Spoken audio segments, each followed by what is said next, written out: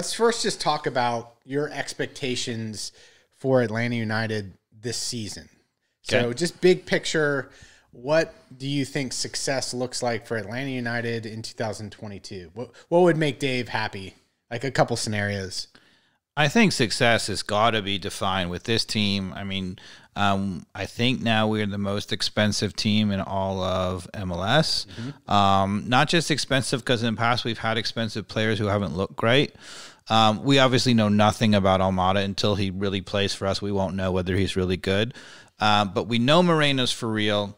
We know that Araujo is for real, Consistently? Yeah, to me, Araujo, you got to give somebody 6 months to settle. He had that in the second half of the season. He came flying out of the gates, tired a little bit, and then was coming back into form at the end of the year. And I think you got to expect him to be phenomenal from the day one. Even without any of the other players playing well, I think he could carry this team.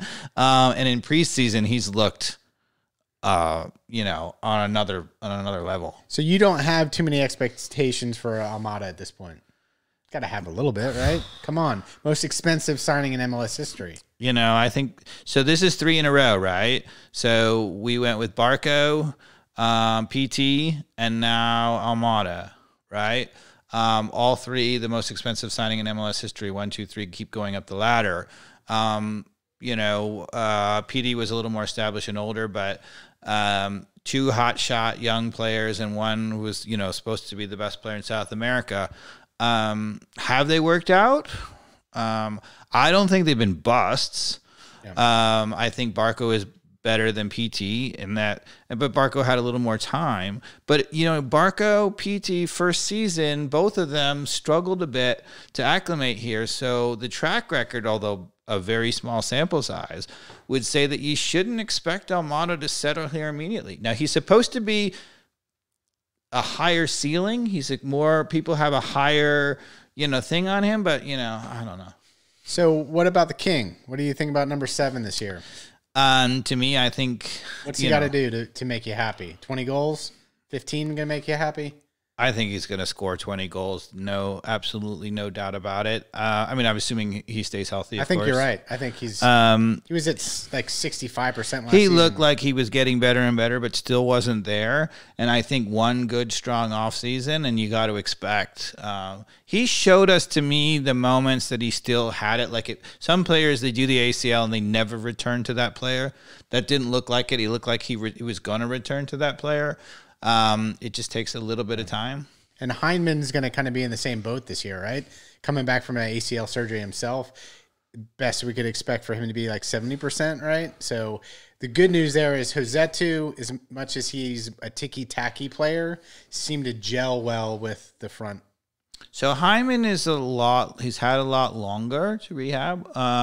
Martinez, it was the funny thing because it was shortened season because of all the COVID craziness. So he should be further along. He has a chance to get closer to his normal self. And he also, as a player, is not really relying on this explosiveness the way Martinez is. So, I think you can expect Hyndman to be better, whatever. I mean, the exciting part about it is towards the end of the season, in my opinion, Josetu showed us that I don't think we need Hyndman. I think he's a better Hyndman. Yeah, I don't know. Before Hyndman got injured, he was progressing fast, I thought. So I felt bad for him as a player to have that type of injury when I just felt like he was making leaps and bounds in terms of his progress at that time, because we were talking about it on the podcast and we weren't mentioning his name a lot in a negative way during the podcast, which usually means he's secretly playing really well. And I think he was, so. Yeah. All right. So I want to go back to answer your question, though. What does success look like? To me, success looks like challenging all year for the Supporter Shield. Do I expect us to be number 1? No. But I expect with 5-6 games left to go in the season, that we be in one of the top 3 or 4 spots and in contention, or maybe even would it be okay if we were? Let's say one team runs away with it, and we're in contention, strong contention for second place. That might be okay. But I expect us to be contending all season at the top of the table. Do you want me to pull up the MLS Power rankings in and see where we are. We're ranked 8th, I think. Sure. Let's take a peek here. I mean, I know in the East, most people have the favorites as being New York City FC again. They return everybody, including Castellanos, who's gone, but not yet. He's signed, right? But they loaned him back for the whole season. He's not actually leaving till the summer. Okay. So, yeah, you're right. New York was number 1 in the power rankings. Or is he leaving summer? Anyway, he's not. He's going to be there for at least the first half of the season. Maybe he's leaving in the middle of the season, which would be a tragedy for them. But anyway, at the beginning of the season, anyway, he's going to be there. And obviously in the East, the other thing is New England, who ran away with it last year. I mean, Bruce Arena signed every one of his old aging U.S. national team stars, right? Omar Gonzalez and Altidore and Leggett. Yeah. Right. I mean, talk about the washed up U.S. national team, but he apparently still thinks they got it, and I wouldn't doubt it. You know, that guy can coach, right? So yeah, they got New England number 3, and of course Seattle Sounders at number 2. So with the Roll Down brothers, are they both on there? They're both on there now. Okay, because it was just one before, right? All right. And then coming in at number 4, they've got the Union, Philadelphia. And they lost their star, the Polish striker up front. Oh, did they really? Well, he went to Chicago. They signed Chicago made him the highest transfer ever in MLS history. Well, Chicago also had that big signing. What's his name? Yes, Shaqiri. Who's Swiss. Is he 30 years old? He's like a white supremacist. He's terrible. Yeah. But he's also, I think, washed up, in my opinion. He's still, international and whatever. But, Chicago, the whole MLS is really looking to Latin America and South America. And Chicago keeps looking to Eastern Europe all the time. And one of the teams is thriving, or many of the teams are thriving, and one is not, right? And so maybe you would think they would change their strategy. So this is the one that has me a little worked up. Is our Northtown rival Nashville is ranked in the power rankings above Atlanta United. Are you buying that? They finished above us last year, but they can't score. And you got to expect... I think that was a fluke last year. So I don't expect them to really tank, because whenever you have that good a defense, and Walker Zimmerman is legit. Yeah.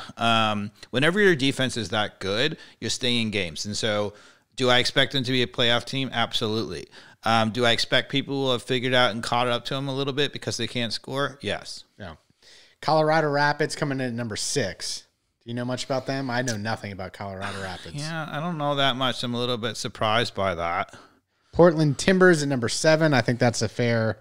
They're always in the mix like Seattle. Yeah, they re-signed Blanco, and they're looking like, they brought a bunch of the players back. Yeah. And Atlanta United coming in at number 8.